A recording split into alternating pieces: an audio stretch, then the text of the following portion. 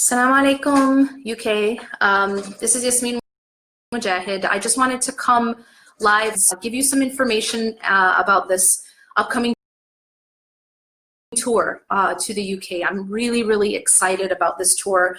One of the things I'm really excited to announce is that I'll be bringing a new course to this particular tour, and that course is called I Seek Change, and I'll be giving you a little bit more information about that specific course, but before that, allow me to just go over which cities are going to be covered in this tour. I'm going to be having 2 events in London. One of them is going to be a full day course, and then there'll be an evening seminar as well in London. I'm also going to be coming to Manchester, inshallah, Bradford. I'm going to be going to Blackburn for the first time. I'm also going to be going to Birmingham, inshallah. So this tour is going to be pretty packed, and I'm forward to the new topics that I'm going to be covering. So I Seek Change is a seminar in which I'm going to be talking about things that are affecting us day to day, and maybe some things that we don't always talk about, some things that aren't discussed maybe within the community much. Topics like depression and loneliness, sihr, black magic. These are the kinds of things that may be somewhat taboo or have continued to be somewhat taboo, but they are topics that are affecting us every day. These are things that people are struggling with.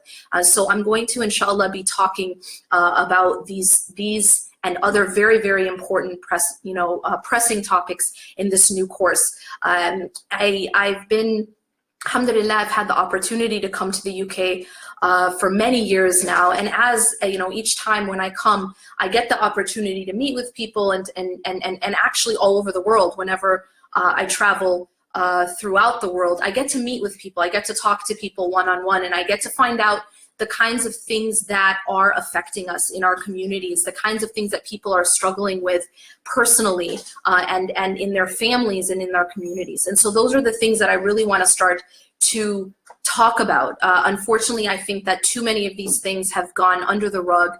People haven't been talking about these issues, and as a result, people are suffering. And there's a lot of superstitions, I'd say, out there, a lot of myths surrounding these topics. And so I think it's extremely important that we talk about these issues openly and not shy away from them, and also talk about what does our deen, what guidance do we have in our deen. I'll also be taking a psychology perspective as well. So I'll be combining the two, and of course we'll be getting a lot of direction and wisdom from our deen, which we have a multitude of.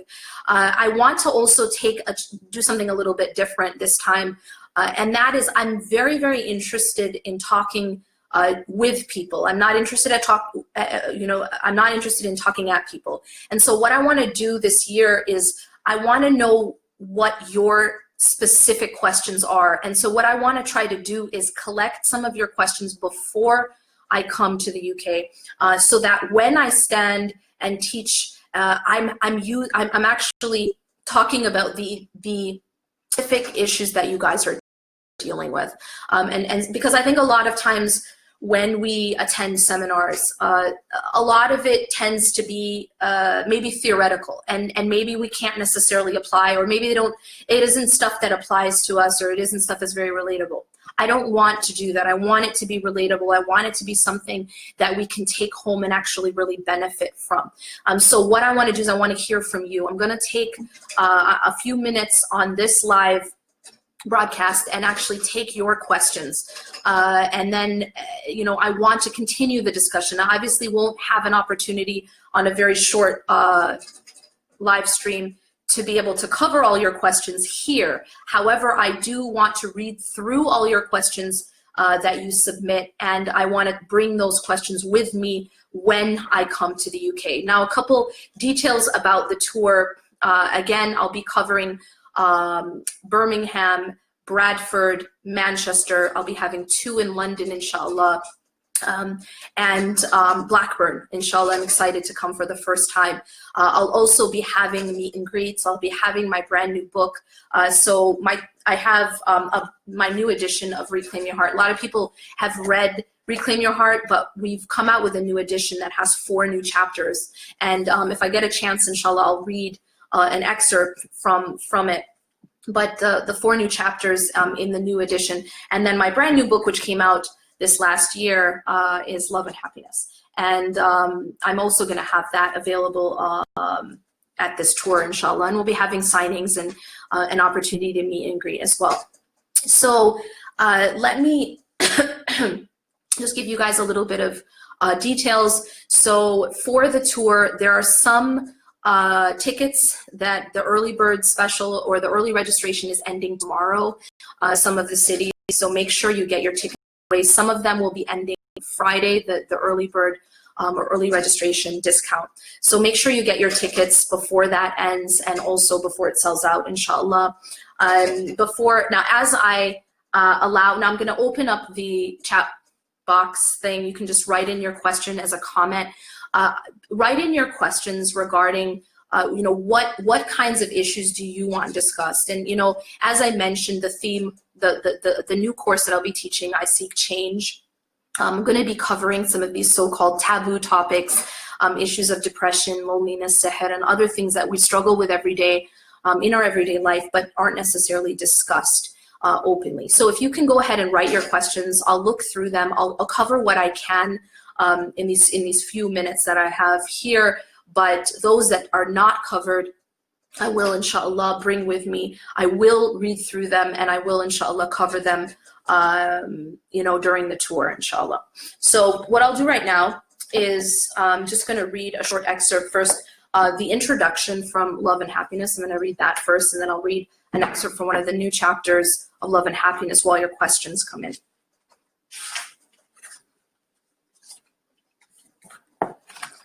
Things fall apart and they break sometimes. Like many of you, my journey hasn't always been easy. Pain is very real, and so is loss. Sometimes it's so hard not to let the weight of what we carry or the memory of what we've lost take over. Many of us know the reality of struggle, and so many people suffer in silence. It is hard. It is hard not to give up when we face the repeated disappointments of life. Like some of you, I have known loneliness. I have known defeat.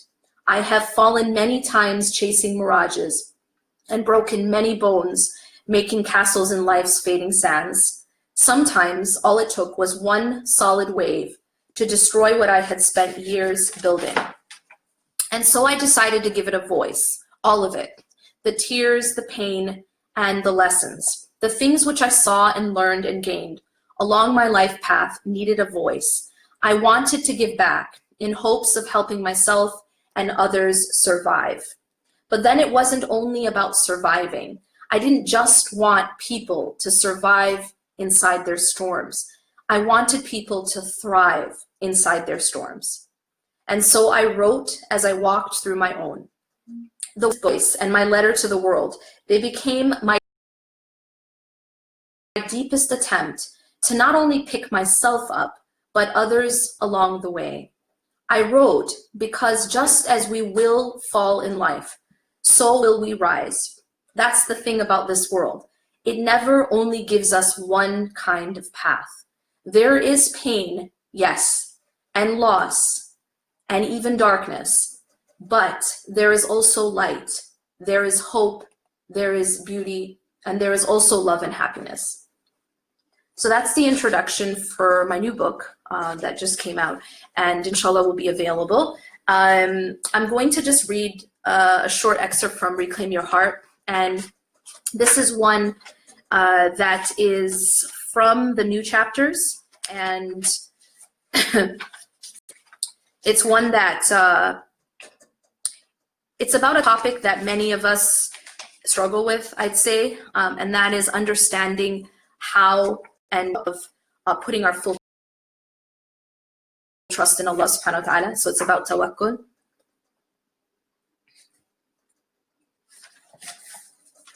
He was devastated. His only source of nourishment had disappeared. It was all he knew, and then it was gone. Suddenly the world grew cold, and only strangers surrounded him. The newborn child screamed.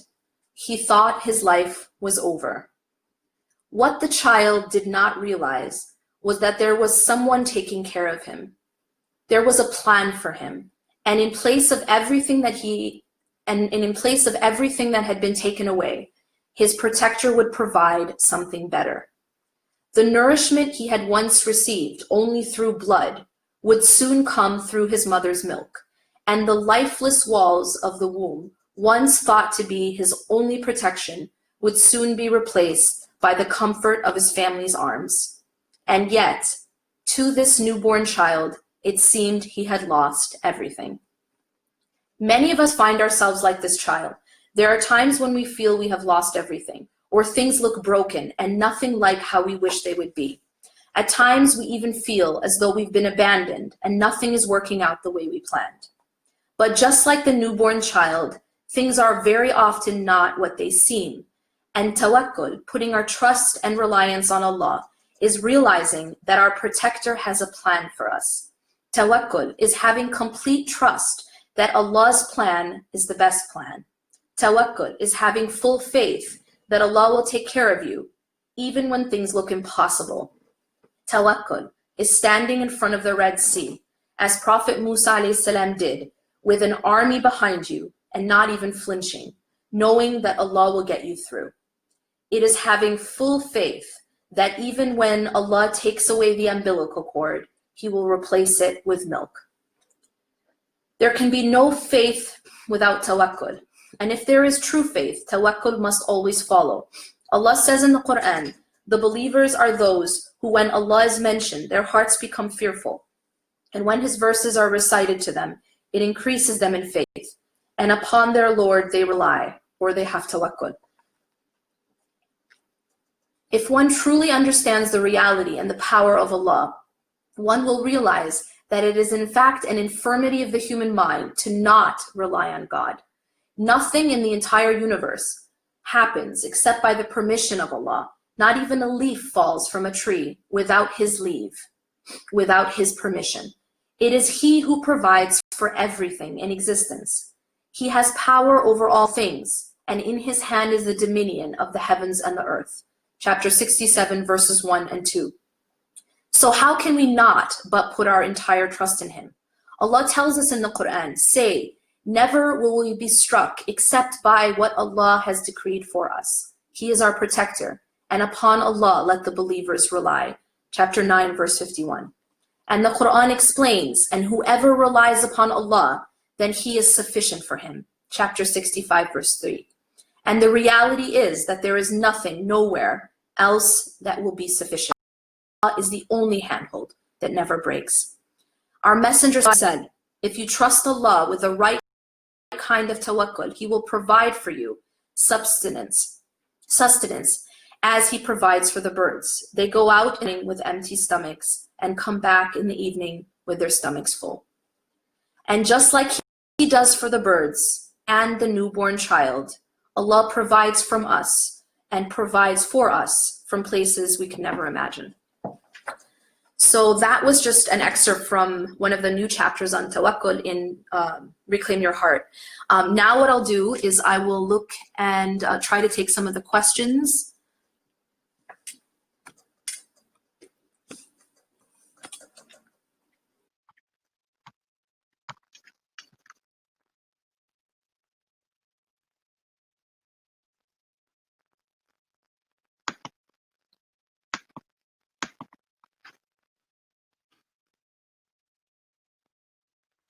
Okay, so one person asks, what is the best dua for the fulfillment of wishes?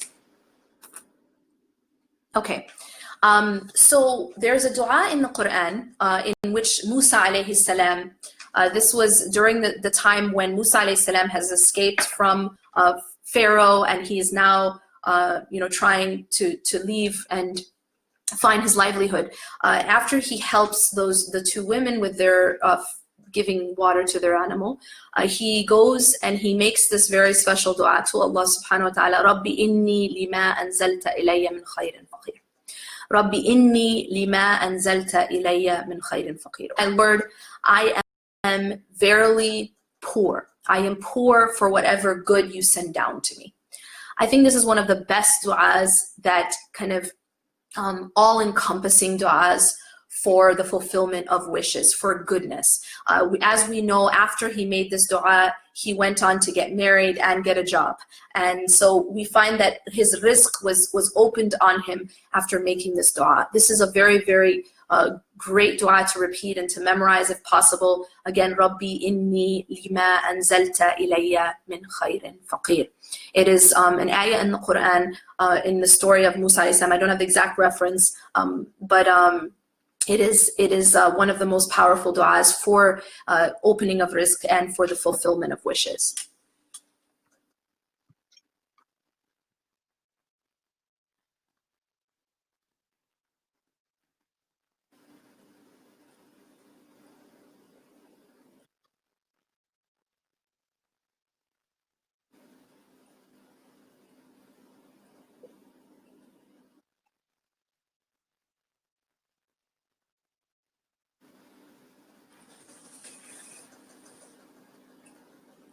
Okay, so there's a couple questions about, is spirituality enough? One asks, is spirituality, spiritual treatment enough to cure depression and anxiety? And should we not go for medication? Another one asks, if you read the adhkar and pray on time, is this sufficient to fight these evil energies?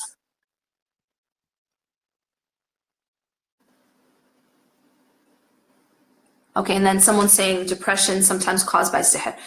Okay, so these are all topics which inshallah we'll be talking about more in detail.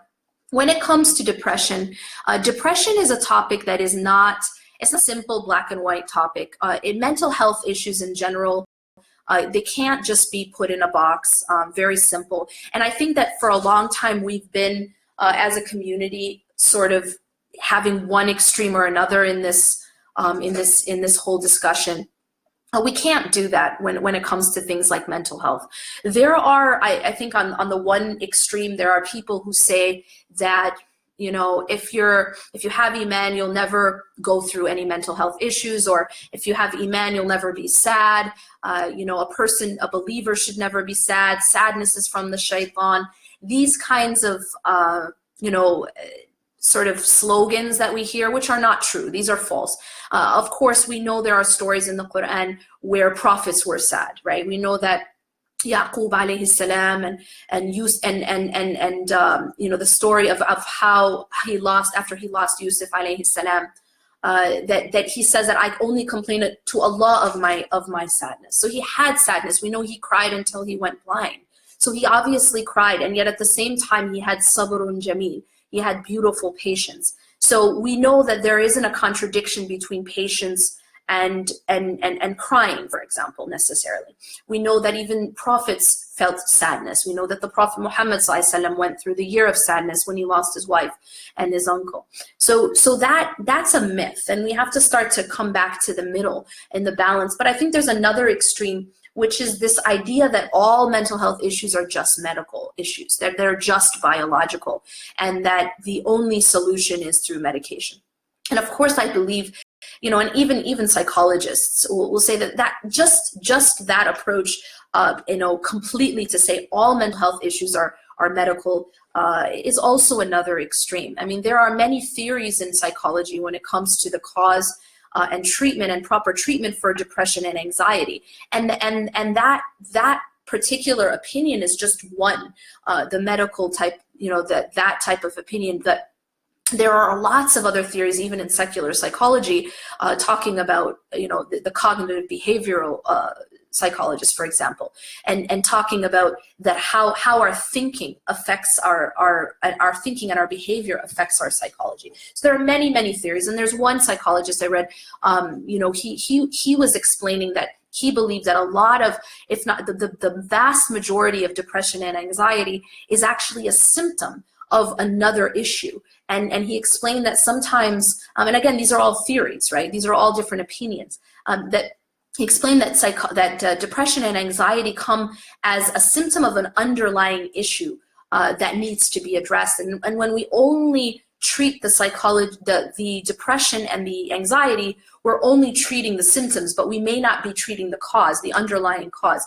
And he explained that oftentimes the underlying cause is that there is something missing with regards to a relational need, that there is an essential relational need that isn't being fulfilled. And we have needs as human beings. We're not just robots. We're not just made up of chemicals and hormones, but we are also heart, body, and soul. And so there's other parts to the human being, and it's all connected. We have to understand that it's all one piece. So he explains that this can be a symptom of an underlying something that's missing. And he explains that sometimes because we have these relational needs, we have a need to connect to others. We have a need for safety, a need for safe relationships. And so sometimes, for example, if a person does not have that, maybe if a person is being verbally abused in their relationship, or they feel unsafe, or they are being physically abused or sexually abused, or there's something missing, that the symptom of that becomes the depression and the anxiety. But the depression and anxiety isn't the disease itself, but rather it's a symptom of these other things that are missing or that need to be solved. So again, there's many issues, and of course there's some cases where there is an actual medical or biological or chemical deficiency, and that there are other mental health issues like bipolar or bipolar, where there are chemical imbalances as well, schizophrenia, etc.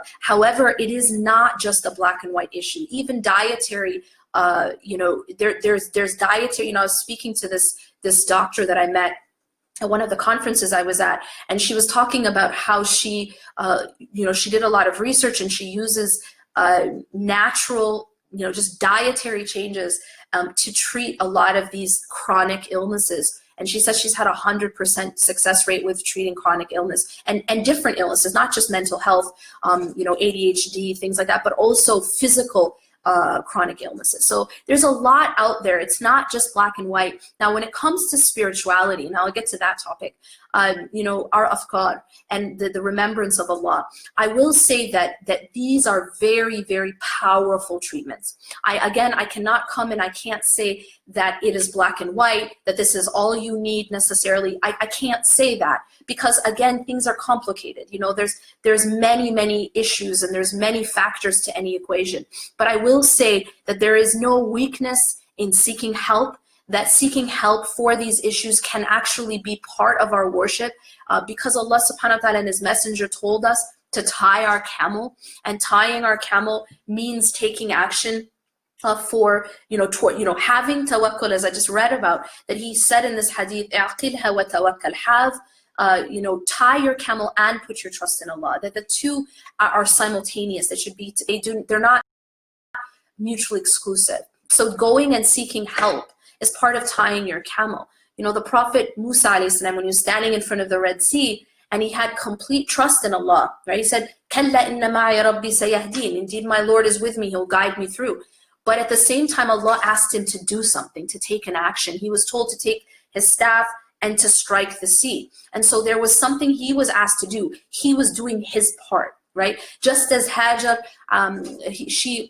when she was in the middle of the desert, had no water. Again, she didn't just sit there. She didn't lay there and wait for water to come, but she stood up and she ran between Safa and Marwa. She was taking action, and this was part of her tying her camel. And so going and seeking help when you are, having an issue, whether it's a marital issue or it's a psychological issue or a mental health issue, going and seeking help is actually part of what we're told to do. We are not having trust in Allah doesn't mean that you don't seek help and take the means. So it's very important that we understand that. There's no shame in that. That doesn't mean that you're weak in faith, but rather part of tawakkul is also taking the means and tying your camel.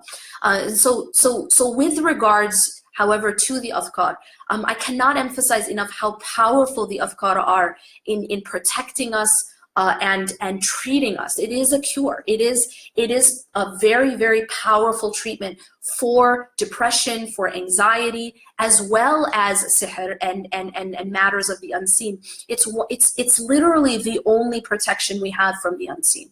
Obviously we can't call the police to protect us from shaitan and his army. We can't call Ghostbusters. Like, they're not gonna help us. There's nothing we can't.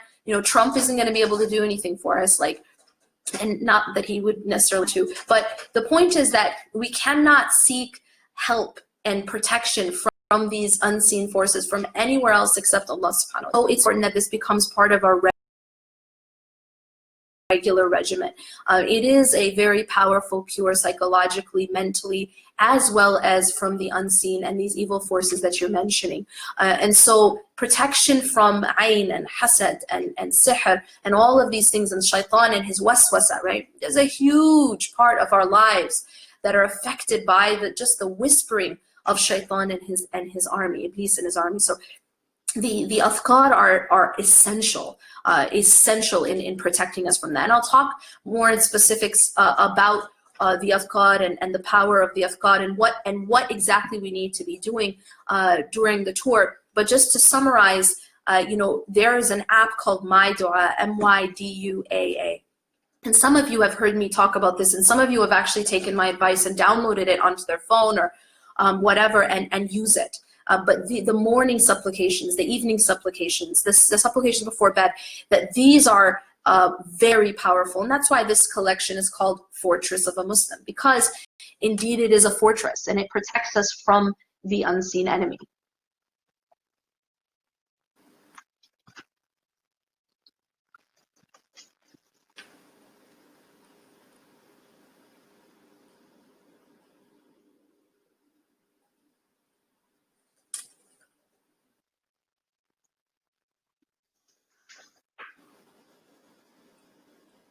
Okay, so there's some other questions about Ruqya, etc., and then a lot of different comments about various cities to come to.